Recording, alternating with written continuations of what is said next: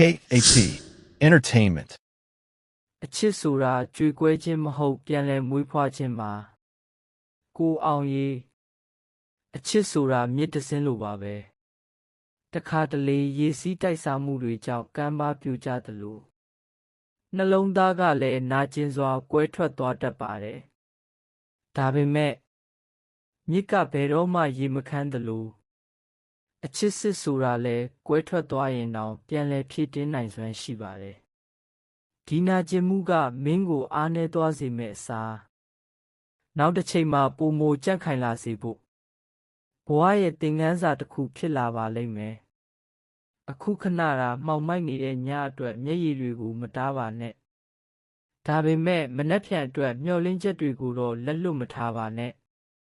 အချစ်ဆုံးဆိုတဲ့သူတွေတောင်ခွဲခွာရတတ်ပေမဲ့အချစ်တစ်တွေကမင်းကိုပြန်တွေ့ဆုံဖို့လမ်းကြောင်းဖွင့်ပေးထားတယ်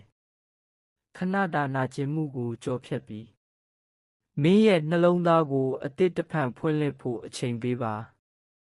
ဘဝကမင်းအတွက်အလှပဆုံးခိုက်တန့်တွေကိုစီစဉ်ထားပါသေးတယ်ကျွေကွဲသွားတဲ့နှလုံးသားတိုင်းပြန်လည်တည်ဆောက်ဖို့အခွင့်အရေးရှိပါတယ်တယောက်တည်းမျက်ရည်လဲရင်ဒီစာကိုဖတ်နေတဲ့ကိုအောင်အတွက်မင်းလိုချစ်တတ်တဲ့စိတ်နှလုံးရှိတဲ့သူဟာတနေ့ပိုပြီးပြေဝတဲ့အချစ်ကိုထိုက်တန်ပါတယ်